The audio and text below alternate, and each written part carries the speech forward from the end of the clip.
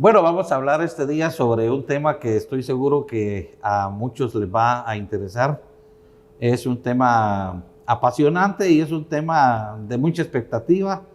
Ya vamos a empezar con la convocatoria de elecciones, que es en enero, y aunque ahora pues seguramente, como se habrán dado cuenta, pues los partidos políticos han empezado muchos meses antes a presentar, tal vez no en forma clara a sus candidatos, pero disimuladamente, aunque el público ya sabe que aunque no se les denomine candidatos por el temor a la campaña anticipada, que se dice, pues no le llaman así, pero todo el mundo sabe que son sus candidatos, ¿verdad?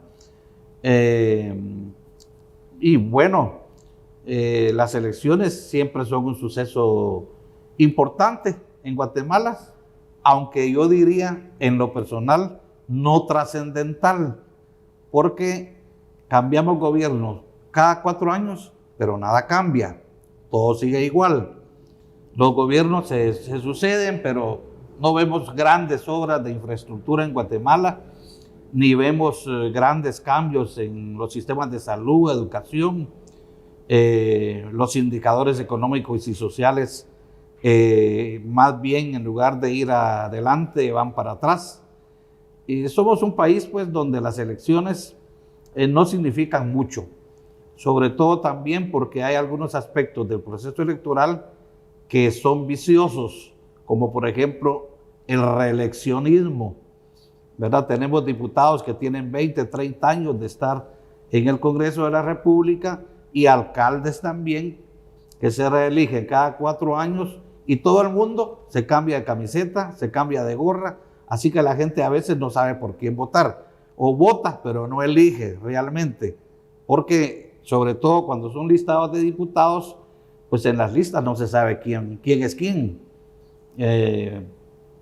Y entonces va de todo, es una especie de lotería, aunque en la lotería ya se sabe que el borracho es borracho, y que el catrín es catrín, y que la dama es la dama, pero en los listados realmente no se conoce con exactitud quién es quién, y entonces se reelige muchas veces a los mismos, se vota por los mismos, que son los que continúan muchas veces sin un interés de país, sino más que todo con un interés personal. Así vemos que la mayoría son contratistas del Estado y de repente aparecen con sus familias manejando negocios, carreteras, construyendo escuelas, haciendo pupitres, etc. Hay muchos intereses en juego, eso sí, las elecciones son de intereses y sobre todo no de intereses de país, sino de intereses personales, de grupos, ¿verdad? Y de todo esto vamos a conversar este día con un analista, con un consultor que ya fue diputado, ¿verdad? Fue diputado, por cierto, por Encuentro por Guatemala, si no me equivoco. Exacto. Se trata de Armando Sánchez. Vamos a conversar con él sobre el proceso electoral. Bienvenido, Armando, mucho gusto de saludarte. ¿Qué nos puedes contar de tu experiencia política, de tu trabajo político? ¿Qué estás haciendo ahora? Muchas gracias, Byron, por la invitación y manifestar que efectivamente participar y ser protagonista del tema político y sobre todo funcionario electo permite tener una rica experiencia de qué hacer y qué no hacer. Y ahora hemos estado cubriendo el tema, sobre todo el tema electoral, pero el tema social y económico también como una vital forma de vivir, de compartir. El Centro de Investigación y Estudios Políticos, CIEPS, de lo cual somos parte, se ha dedicado a hacer un trabajo de investigación en el tema social, en el tema económico y en esta época el tema político. De tal manera que trasladarle a las personas esta experiencia y el contexto del proceso electoral que, como bien decís, arrancó a principio de año 2022, sino antes. Las campañas anticipadas son obvias. El proceso electoral sin ser convocado ya es una forma activa de toda la semana, de todos los días, en todas las poblaciones. De tal manera que hacer un análisis en ese contexto nos permite tener premisas muy puntuales sobre el desarrollo que el país lleva y sobre todo en qué condiciones el pueblo va a recibir un proceso electoral que es correcto. Vota, pero no elige. Y ese problema es una de las ventanas y el análisis que hemos empezado a abrir de todo este proceso. Sí, ¿cómo ve la ciudadanía algunas ofertas de candidatos? Por ejemplo, un candidato ofreció regalar la energía eléctrica y yo en broma en el muro de Facebook decía que ojalá que otro candidato ofreciera regalar la gasolina, o sea, los combustibles, y entonces estaríamos aliviados los guatemaltecos si eso fuera real. Los candidatos ofrecen muchas cosas que pues luego no cumplen, ¿verdad? Esto se va a repetir, habrá promesas falsas, es previsible que siempre haya promesas que no se van a cumplir. El problema es que la población a estas alturas acepta la mentira como verdad. Hay un presidente que estuvo preso en los Estados Unidos que dijo que el político miente siempre, y eso es lo que la gente ha recibido. De tal manera que hay locuras que parecen verdades y palabras que podrían en algún momento convencer, y el problema es la manipulación de la pobreza y la necesidad de la población. Eso es jugar con el hambre, con la necesidad de la gente, y eso no es aceptable, pero es la oferta política que hay. El tema aquí es que yo tengo algunos datos que, si me permiten, voy a ir leyendo porque eso me permite tener mucha certeza en el tema. Un electorado que el 35% es, el 56% es menor de 35 años. El 56% es menor de 35 años. Y 2,5 millones, más o menos, 2 millones de jóvenes entre 18 y 25 años que no están empadronados. ¿Qué indicadores nos dan estos números? Es que efectivamente la población no le tiene confianza sobre todo a la estructura política electoral del país.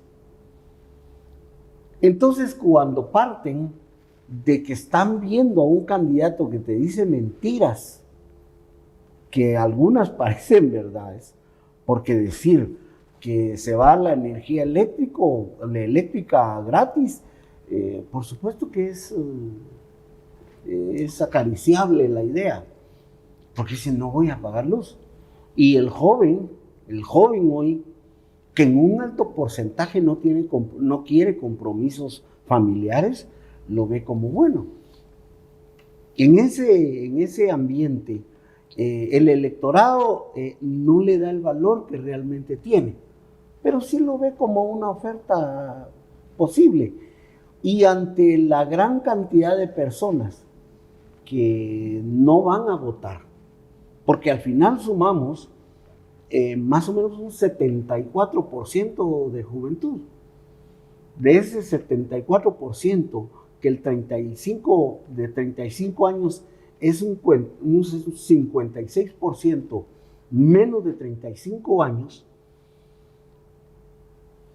Yo creo que llega el momento que lo interpretan como un meme, como se dice popularmente, la fachada de un político que promete 10,000 cosas. Y la oferta política que, como manifestaba, inició formalmente, sin ser legal, desde el principio de 2022. Y hay datos interesantes en el tema, porque, por ejemplo, la mayoría de mujeres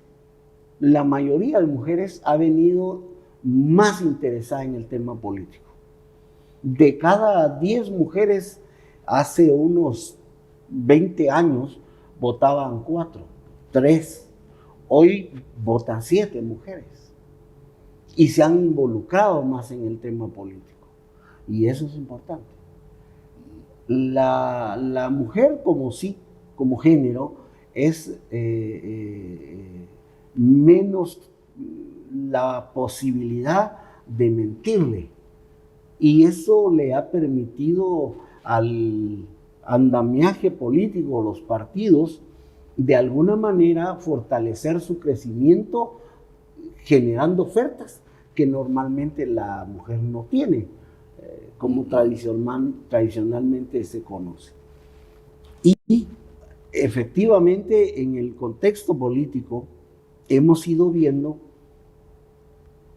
cómo la clase media, pero sobre todo los niveles académicos con alguna cultura mucho más amplia, han venido cayendo en la trampa.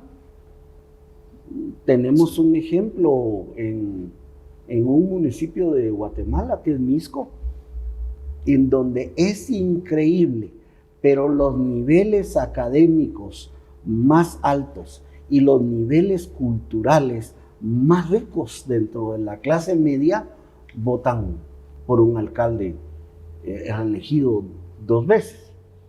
Y esto efectivamente significa un problema. Le gustan los payasos, pero no va al circo.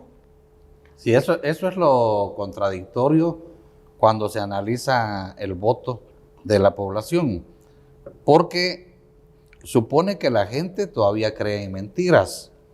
O sea, la mentira convence, por lo visto, o mientan las encuestas, porque el candidato que ofreció regalar la energía eléctrica es Roberto Arzú.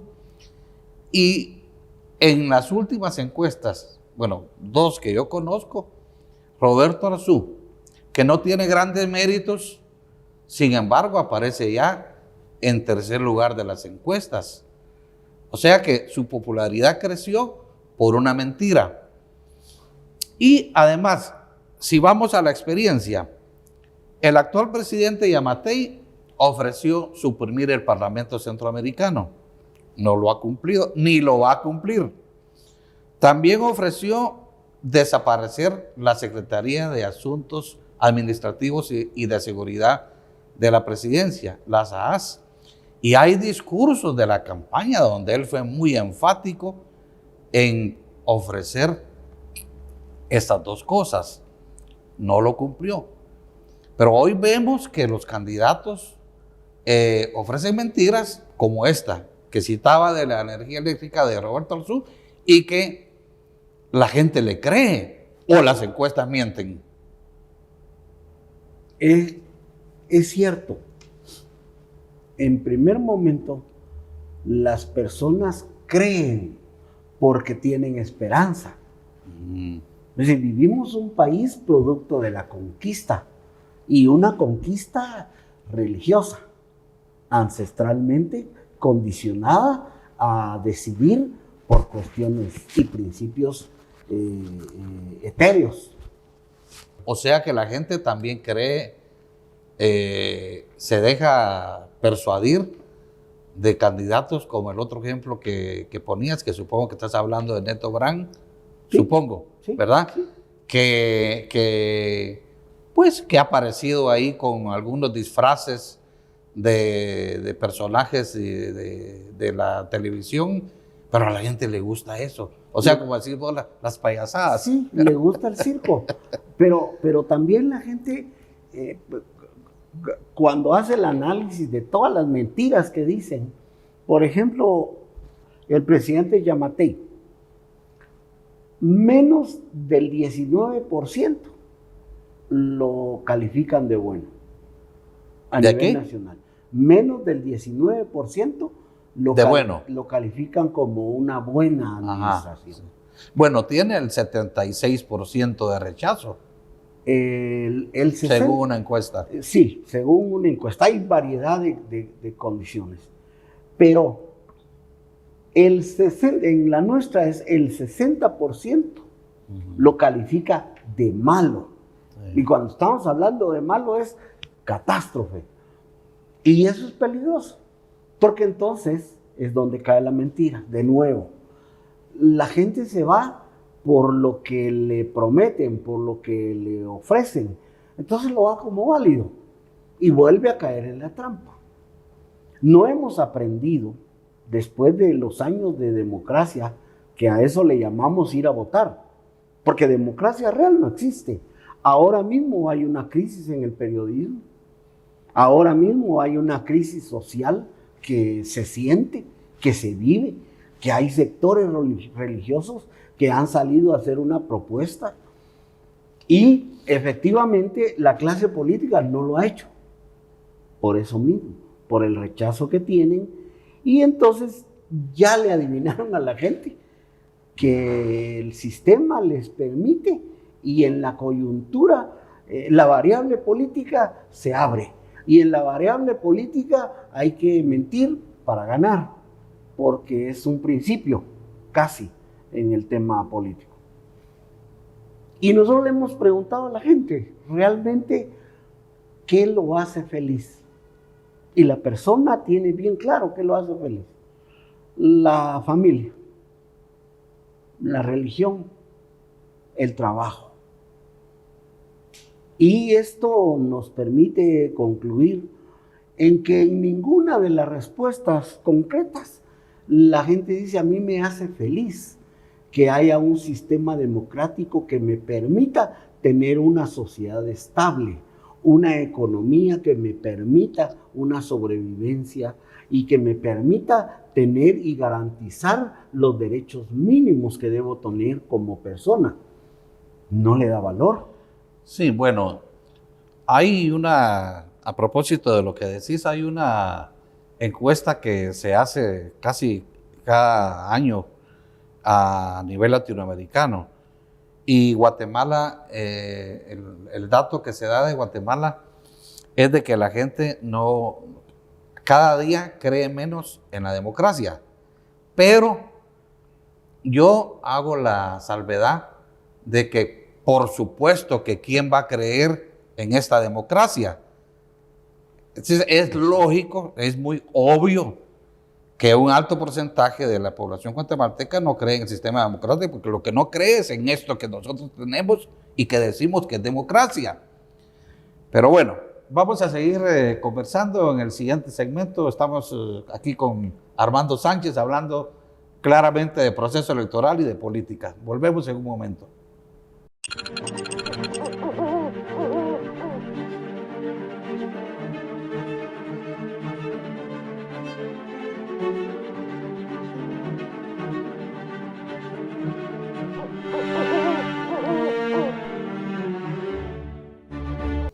Vamos a seguir analizando el tema electoral, el tema político, el tema de los partidos, próximo proceso electoral. Esperamos la convocatoria para el mes de enero, aunque todos los partidos políticos en este momento pues, se encuentran muy activos tratando de conseguir los votos. Hay encuestas que ya han adelantado alguna proyección sobre los candidatos o precandidatos. Aquí podemos decir candidatos porque no estamos nosotros haciendo propaganda ni estamos haciendo ningún tipo de actividad política, estamos haciendo un análisis. Pero llamémosles precandidatos de todas maneras para curarnos en salud. Ahora, hay algunas encuestas que muestran cierto posicionamiento de candidatos.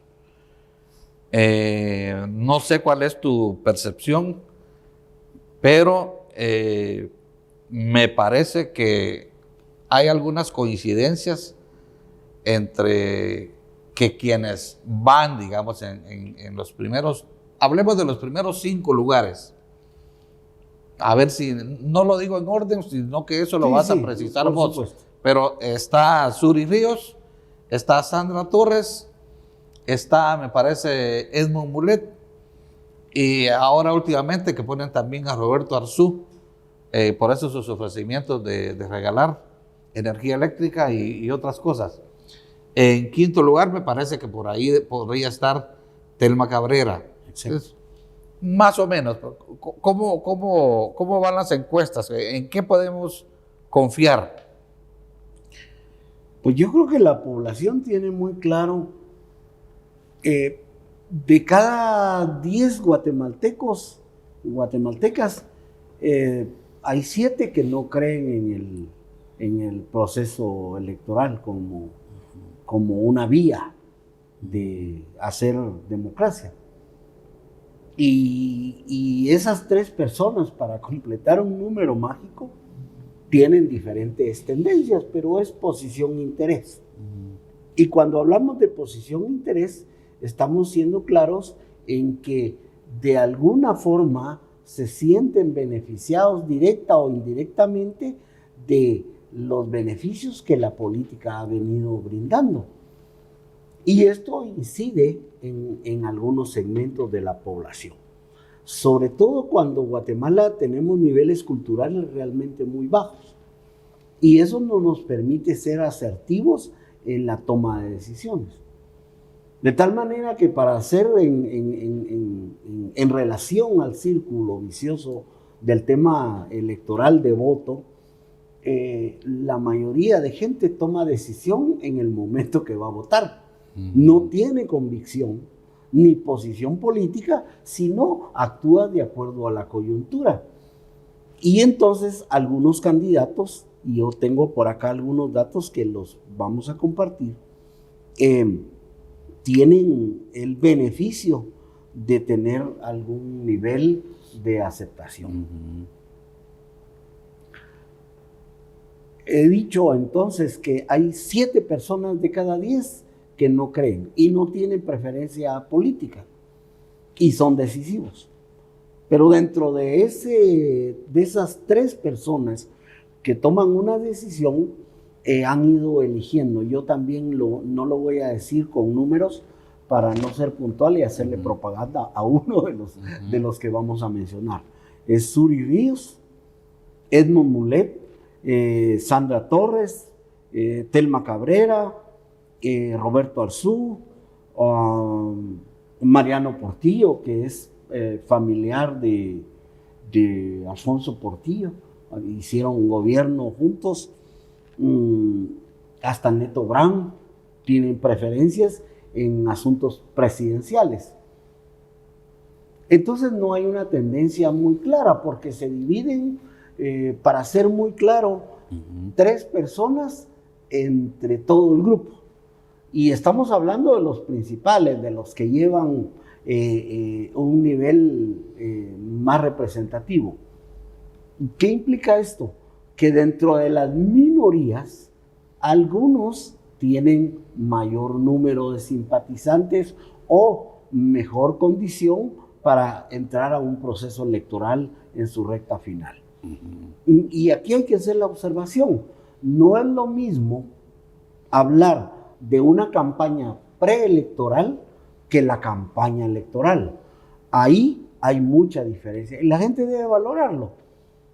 Miren, cuando usted acepta que en una campaña preelectoral hay promesas, hay ofertas que sencillamente cuando van al proceso mismo, pues ya no son viables. ¿Cómo ves estos datos que da una encuesta? Se llama Datum, se llama la empresa. Dice, los 10 más conocidos: Sandra Torres, Suri Ríos, Roberto Arzú, Edmond Mulet, Telma Cabrera, Manuel Villacorta, Manuel Conde, Óscar Castañeda, Rafael Espada, Ricardo Sagastú. Los 10. de los más conocidos. Hay que destacar aquí que el candidato oficial aparece en el 4, 5, 6, en el 7º lugar. Hay otra estadística de los 10 mejor aceptados, que esa es otra cosa. Una cosa son los más conocidos y otra cosa los más aceptados. Los más aceptados aparecen los primeros 10, Suri Ríos, Edmo Mulet, Manuel Villacorta, Roberto Arzú, Sandra Torres, Óscar Castañeda, Telma Cabrera, Rafael Espada, Ricardo Gastume, Manuel Conde. Si Manuel Conde es el candidato oficial, en esta lista de los 10 mejor aceptados aparece en último lugar. Ahora, los 10 más rechazados, que ese es otro concepto. Sandra Torres es el que se lleva el primer lugar de los 10 más rechazados. Luego Roberto Arzú, el segundo lugar, y en el orden Suri Ríos, Telma Cabrera, Edmo Mulet, Manuel Villacorta, Manuel Conde, Ricardo Sagastume, Rafael Espada, Óscar Castañeda. Por supuesto que los menos conocidos tienen menos rechazo en esta lista. Ahora, la intención de voto, según esta encuesta, aquí aparece Suri Ríos, tal como vos lo indicabas, aparece Sandra Torres, aparece Mulet en tercer lugar, aparece Telma Cabrera en cuarto lugar. Exacto. En quinto lugar aparece Manuel Villacorta, luego aparece Roberto Arzú, en penúltimo lugar Óscar Castañeda y, no en el último, Manuel Conde. Después el que aparece de último es Rafael Espada, pero Manuel Conde, que sería probablemente el candidato oficial, aparece en el penúltimo lugar. Entonces,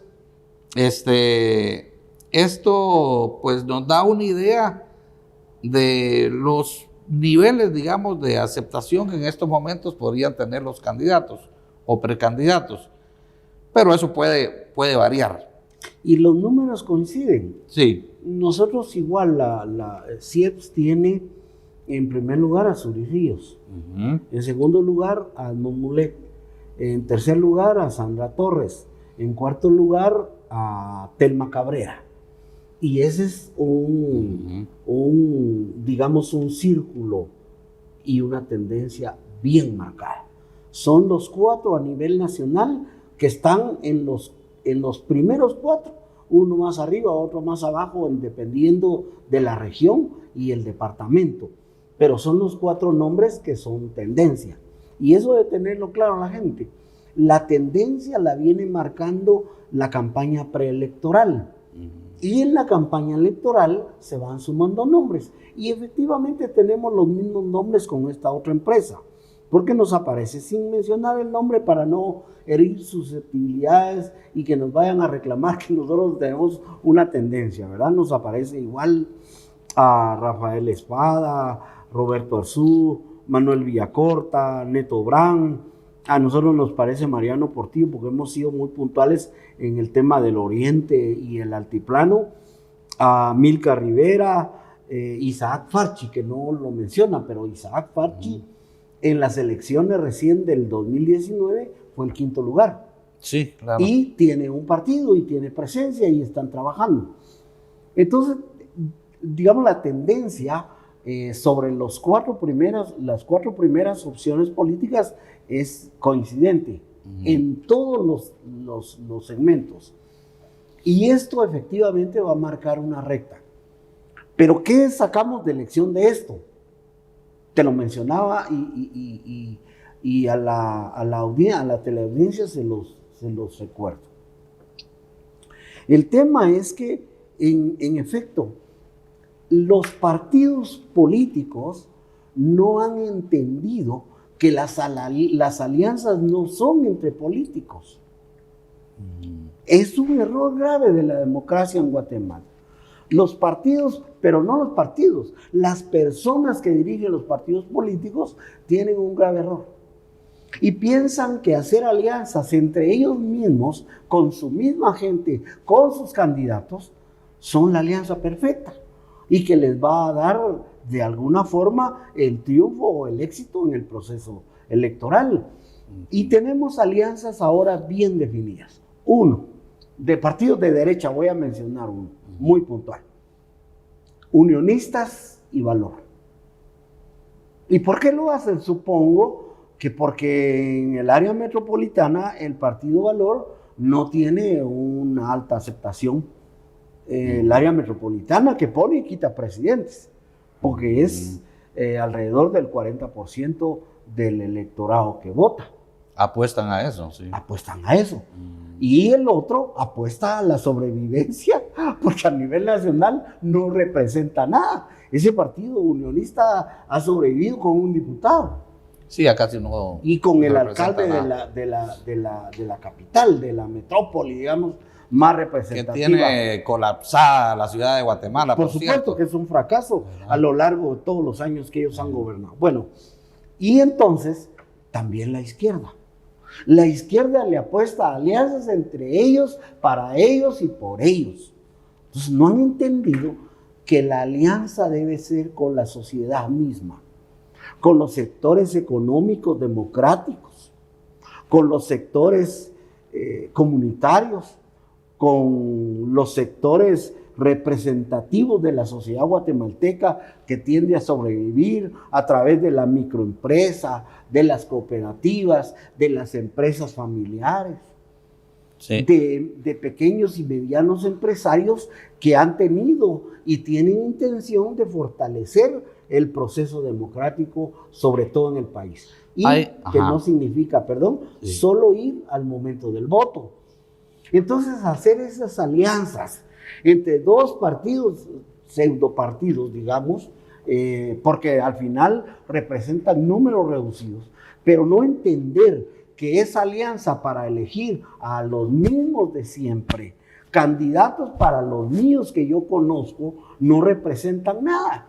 La izquierda, por ejemplo, ahí Telma Cabrera tiene un número y está en el debate de los primeros 4 personajes.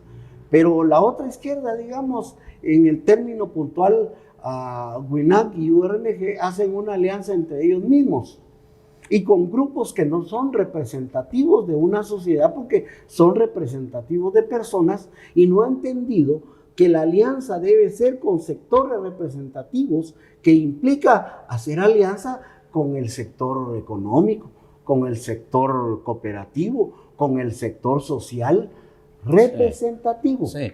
Bueno, recordemos que los partidos políticos en Guatemala son solo vehículos electorales. Los partidos políticos de los años 70 eran representativos. Tenían, hasta los partidos de ultraderecha, tenían sector juvenil, sector obrero, sector campesino, sector mujeres, sector profesional. Ahora los partidos no representan a nadie, más que todo a ciertos grupos de interés. Pero sigamos con las encuestas. Yo esta encuesta quiero citar algunos datos que me parecen muy importantes. Primero, ya lo decíamos, que en esta encuesta la aprobación del gobierno es apenas de un 16%. Es decir, el 76% de los encuestados rechaza la gestión del presidente Yamatei. Solo un 16% tiene de respaldo popular. Exacto. Otra cosa que me llama la atención es que entre el top 4, dice, de los candidatos más conocidos, no quiere decir que sean los mejores, pero los más conocidos, aparecen Sandra Torres, Suri Ríos, Roberto Arzú y Neto Brand. Y la figura con mayor rechazo es Sandra Torres. Y de los con menos rechazos es Neto Brand. Otra cosa que es importante, que me parece muy importante destacar, es que ¿qué le preocupa a la población guatemalteca. Digamos a la población guatemalteca, en esta encuesta de evaluación de propuestas electorales, por ejemplo, simpatiza con la pena de muerte. Y volvemos a las mentiras. La gente sabe que en Guatemala no se puede aplicar la pena de muerte. ¿Verdad? ¿Hasta dónde no sabe? Sí, porque no obstante que no se puede, la gente, un alto porcentaje de la población sí cree en la pena de muerte. Bueno, creen, pero a sabiendas de que no se puede aplicar la pena de muerte en Guatemala. Otra cosa muy importante es que ha bajado mucho el nivel de aceptación de la presencia del ejército en las calles, porque aparece apenas con un 13% la aceptación de este tipo de propuesta. Y aparece en segundo lugar el combate a la corrupción. Exacto. Sin embargo, yo no he visto que los candidatos que actualmente se promueven pues ofrezcan acciones concretas contra la corrupción. Hablan genéricamente contra la corrupción, pero no prometen nada, si no dicen qué van a hacer, ¿verdad? Entonces, y paralelamente, no solo no ofrecen acciones concretas contra la corrupción, sino que llevan a los mismos en los puestos de elección. Entonces, esos son algunos niveles de las encuestas que se están elaborando ahora y que, bueno, estamos en la antesala pues apenas de la convocatoria. Todo esto puede cambiar. ¿Qué tanto puede cambiar? Va a cambiar radicalmente. Miren, digamos como un llamado de atención a la población. Creo que las empresas encuestadoras y las empresas o las organizaciones que se dedican al estudio sociopolítico en Guatemala deben reorientar su estilo de hacer y el levantamiento de muestras y del marketing que tienen ellos en regla, porque hacer preguntas sobre términos que no son legales, que no son permitidos, es trampa. Y esa trampa no debemos caer, sobre todo los que nos dedicamos a esta tarea, porque mentirle a la gente, mire, usted acepta la pena de muerte, ¿usted la acepta? Sí, la pena de muerte me salva porque mire la mara, porque mire la inseguridad. Entonces ya es una pregunta tendenciosa.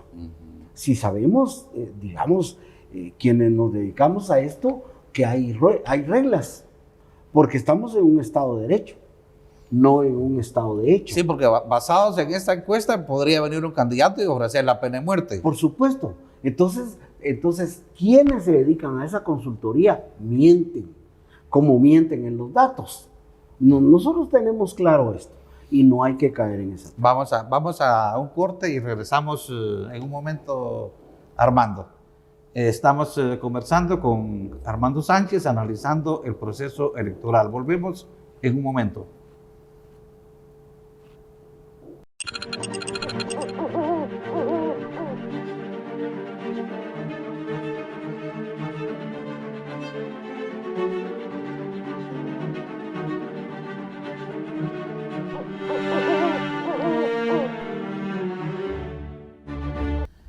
En la última parte del segmento anterior hablábamos de las encuestas y bueno, decíamos que es muy probable, casi seguro que las encuestas que se están haciendo ahora puedan cambiar el próximo año. Totalmente. Porque estaríamos, de acuerdo a la convocatoria, en enero del otro año estaríamos con 6 meses de campaña. Exacto. Antes de las elecciones.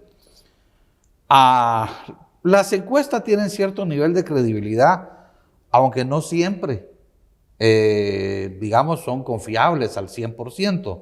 Es decir, por ejemplo, el caso de Brasil. En Brasil casi se daba como un hecho que Lula da Silva iba a ganar en primera vuelta. Y se decía que Bolsonaro estaba muy bajo, que no iba a alcanzar más que el dato que daban era un máximo de 36%. Sin embargo, se redujo el porcentaje de Lula da Silva al 48% y aumentó el porcentaje de votos para Bolsonaro, que llegó a 43%, reduciendo la diferencia a 5 puntos. Eso quiere decir que las encuestas tampoco son tan verídicas, es decir, uno no puede suponer que las encuestas se cumplan fielmente con los resultados electorales. Pero, bueno, yo también no sé hasta qué punto las encuestas son engañosas, sobre todo en un país como Guatemala, donde cuesta ya confiar en algo, ¿verdad? Es decir, todo ha perdido credibilidad en este país. Claro. Por supuesto que los órganos del Estado son los que han perdido más credibilidad, más confianza entre la población. La gente ya no cree en los gobiernos, ya no cree en el Congreso, ya no cree en el sistema de justicia, ya no cree en la Contraloría General de Cuentas de la Nación. El país, la gente dejó de confiar en las instituciones públicas y eso es muy grave. Pero no sé hasta qué punto podemos confiar en las encuestas y cómo pueden cambiar el próximo año estas encuestas. Es que, digamos, el tema de la estadística es, digamos, el mejor método de investigación. Y partimos de un principio universal. Esta es cuestión de matemática. El cero es el cero. De cero a la izquierda, cero. Y de cero a la derecha, suma. Entonces, sobre el principio matemático del cero, entendemos que hay un margen de error, sobre todo en el cálculo de proyección. Entonces, en el cálculo de proyección, que es un principio matemático de estadística, establece criterios mínimos y un margen de error. Y el margen de error es más o menos entre el 5 y el 0,1%. Y eso marca, digamos, tendencias dentro de los que aceptan exteriorizar una opinión o responder una entrevista. Pero hay segmentos o hay sectores o hay personas que no responden a esa entrevista. Y eso es cuando, por ejemplo, se le pregunta a la persona X y ella responde, miren, no sé. Y resulta ser que son la mayoría. Por ejemplo, en los partidos políticos, se le pregunta a la gente, mire, ¿y usted volvería a votar por el mismo partido político? El 80% te dice que no. Y es una proyección matemática. Pero resulta ser que en el camino hubieron cambios significativos y entonces cambia de opinión. Y la opinión cambia cuando a la gente le preguntan. Y si ya sufrió un beneficio, hay ese margen de más o menos que te da una respuesta positiva. Entonces, digamos, el margen de error oscila en un porcentaje mínimo, pero de acuerdo a los que aceptan que te entrevisten y que representa un sector que no siempre te dice la verdad. Nosotros tuvimos una experiencia que te la voy a contar porque efectivamente tiene mucho que ver con la credibilidad de encuestas. En el año 1995, cuando estaban en el debate político el FRG y el PAN, el FRG con Alfonso Portillo de candidato y el PAN con Álvaro Arzú, a la gente le preguntaba, mire, ¿por qué partido político de estos dos usted votaría? Y entonces la gente, como a un sector de la sociedad del alto nivel, de la clase media, se creía más representado en el PAN en ese momento, entonces esta gente que simpatizaba con el FRG, que era de ese segmento, escondía su voto. y te decía, mire, yo, y tuvimos la experiencia con un señor, ¿usted por quién votaría de estos dos partidos políticos? Y el señor hizo el PAN, pero abajo de la mano tenía los 3 deditos de FRG. Entonces, cuando fueron a la elección, efectivamente, aquí es recordado el apagón famoso de más de media hora en pleno conteo, en donde Alfonso Portillo, de acuerdo al principio matemático, él debería ir perdiendo, pero resulta que no. Y esa proyección le daba a él el triunfo a nivel nacional, como realmente pasó. Pero que en la ciudad capital, por lo tendencioso de la campaña que se dio, aquí el voto fue más o menos 2.5 contra 1 de Alfonso Portillo y Álvaro Arzú. Entonces ahí la gente puede pensar, como tu opinión, que la encuesta no solo no es certera, sino en muchos momentos puede ser tendenciosa y miente. Y en el principio matemático no se puede mentir. Puede manipularse el voto. Eso es diferente. Entonces, en el caso de Brasil, efectivamente, el más menos error era 5 puntos. Y fue lo que reflejó la encuesta. Porque al final de cuentas la diferencia fueron 4.7 por ahí. Entonces, el margen de error sí, respetable. Y se acercaron terriblemente, porque, digamos, la encuestadora más creíble era más o menos el 11% de diferencia, y la diferencia fue 5. Entonces, sí, el margen de error estaba controlado, y es un principio matemático. Y aquí en Guatemala, el tema es que, efectivamente, en la democracia que nosotros vivimos, que es una democracia culpable de todo lo que nos está pasando, es manipulable. De ahí que algunos candidatos pagan a una encuestadora y le dicen, mire, póngame, aunque sea de último, pero póngame porque ya figuro en la lista.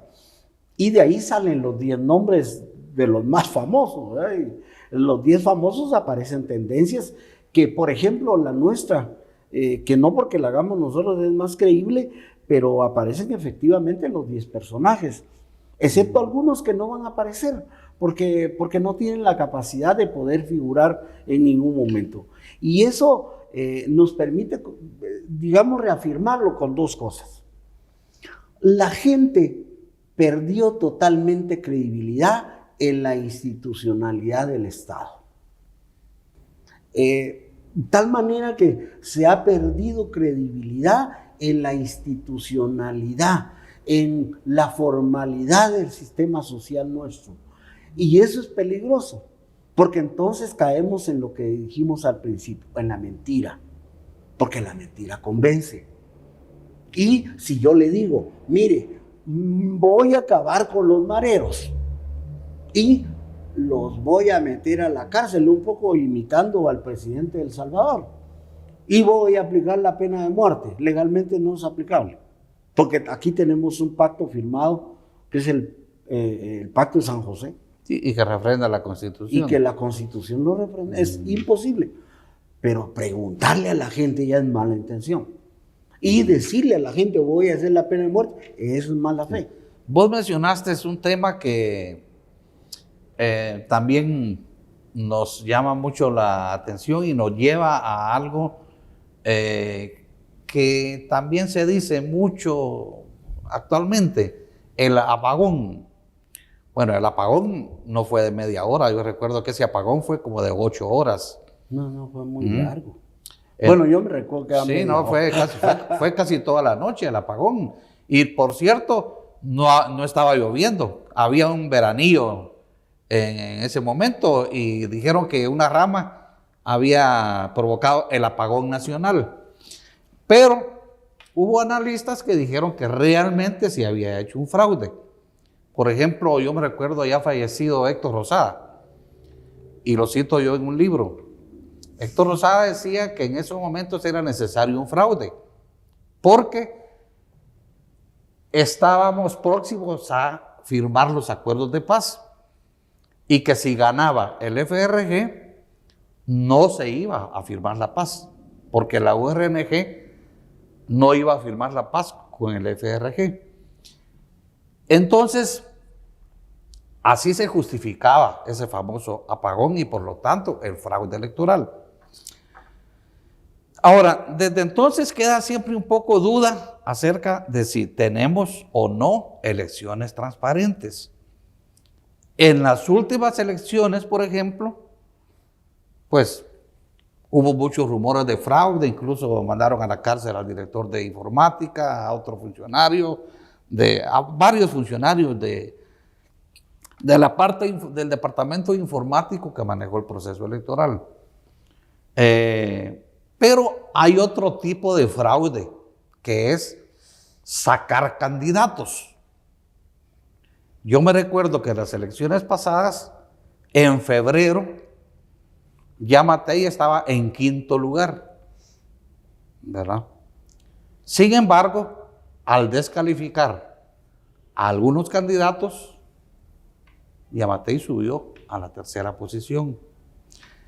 Entonces, algunos hablan de fraude directo o indirecto, ¿verdad?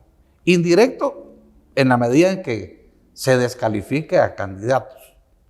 Ahora se argumenta un poco el tema de la campaña anticipada y algunos candidatos ya tienen advertencia, entre ellos Mulet. También Telma Cabrera tiene una advertencia. Suri tiene, digamos, el riesgo de no ser inscrita por la Corte de Constitucionalidad. Por lo tanto, es posible que algunos candidatos puedan ser sacados del escenario electoral, como sucedió en las elecciones pasadas. Lo que daría lugar a pensar que este tipo de fraude va a persistir. Ya no digamos en un fraude sobre los datos, porque el problema está en que aquí la gente vota, pero se olvida de las actas y todo se vuelve informático, ¿verdad? Pero las actas de cada mesa son claves para entender y para hacer coincidir un dato electoral, lo cual al final ya no se da ese tipo de comprobación. Pero existe la posibilidad, bueno, se formó ya, creo yo, o se tiene la intención, creo que se anunció. Un observatorio electoral. No, un Frente Nacional contra la Corrupción o algo así. Perdón, contra el fraude electoral, ¿verdad? ¿Será posible que exista elecciones transparentes o existe el riesgo, Armando? El riesgo se arrastra desde que iniciamos el proceso democrático. Y efectivamente, en ese famoso apagón del 95, sigue la duda. Algunos se atreven a decir que llegó alguien y juntó los cables que atraviesan norte-sur y el apagón, mientras los alambres estuvieron pegados, ahí permaneció. Y es razonable cuando se plantea que si no hubiera sucedido esto, el FRG no hubiera firmado los acuerdos de paz. Y yo sí creo que con cualquier partido político se hubieran firmado los acuerdos de paz, primero porque era necesario, y segundo porque era más factible que se aprobara por la gente en el plebiscito que se montó, pero se cometió el error que yo estoy mencionando ahora, antes y después. Se cometió el error de no hacer alianza con los sectores representativos y democráticos del sector económico, del sector social. En ese tiempo no funcionó, de tal manera que como no se sintieron representados en esos acuerdos, fueron y hacen campaña y el resultado es un hecho. No se votó con eso. Y el ejemplo reciente es Colombia.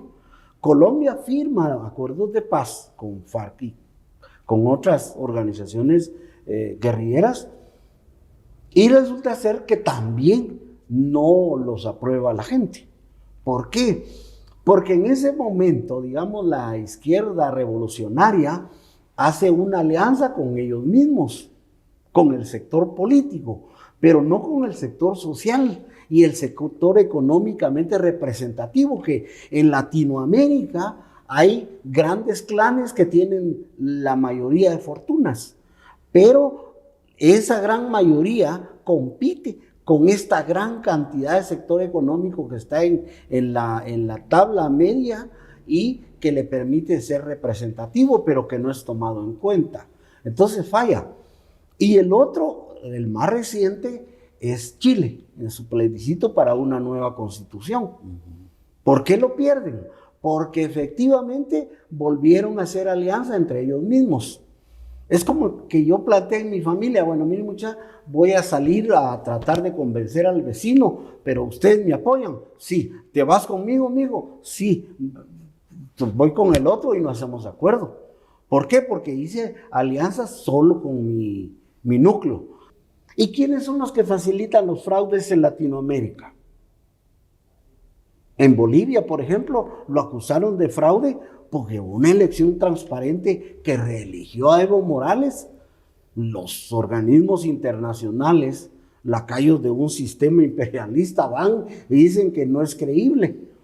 Y entonces le dan golpe de Estado. El mismo pueblo regresó y tuvieron que darle la razón y ahora reeligen a la gente del movimiento auténtico socialista en Bolivia. Y ha sucedido en otros sistemas, como en Colombia permitieron que se hiciera una elección realmente democrática y entonces gana un movimiento democrático que hace alianza, no entre ellos mismos. Y igual lo que pasó en Chile, son ejemplos muy claros. Sí. Hacen una alianza con sectores más amplios, no entre ellos mismos. Digamos, el Partido Comunista y el Partido Socialista abren su puerta y hacen una alianza con un sector económico representativo que no son las grandes élites empresariales. Bueno, esperamos que Guatemala siga el ejemplo de otros países como México, por ejemplo, que en el 2016 tuvo un fraude contra López Obrador y finalmente en el 2020... En el 2006 fue el 2006 fraude. Sí, entonces en las últimas elecciones pues se respetó el voto y tenemos de presidente a López Obrador. En El Salvador muy pocas veces se ha hablado de fraude. En Honduras ganó la oposición, Xiomara Castro obtuvo el triunfo, se respetó el triunfo, a pesar de que habían algunos sectores que no le querían entregar la presidencia. Hubo un sector del ejército honesto que le dijo al Tribunal Supremo Electoral: se respeta el voto, se respeta la voluntad popular o damos golpe. Y se le entregó el poder a Xiomara Castro. Y así tenemos el ejemplo de Colombia, donde también se respetó el voto, el ejemplo de Chile. Entonces esperamos que también en Guatemala el voto se respete y que no haya ningún vestigio, ninguna señal, ningún signo de que hubo fraude, no solo en el conteo, no solo en los resultados, sino en el proceso, y que se deje participar a todos los candidatos que están ahora luchando por la presidencia. Me llamó mucho la atención un comunicado que emitió el Comité Coordinador de Asociaciones Agrícolas, Financieras y Comerciales, el CACIF, hace aproximadamente un par de meses, pidiendo que se permita la participación de todos los candidatos. Así que esperamos que eso así sea. Te agradezco mucho, Armando, por la participación, por el análisis que hemos hecho del proceso electoral. Hay mucho que hablar del proceso electoral y esperamos seguir abundando en este tema. Muchas gracias a nuestros amigos y amigas que nos están viendo y escuchando. Muchas gracias, Byron.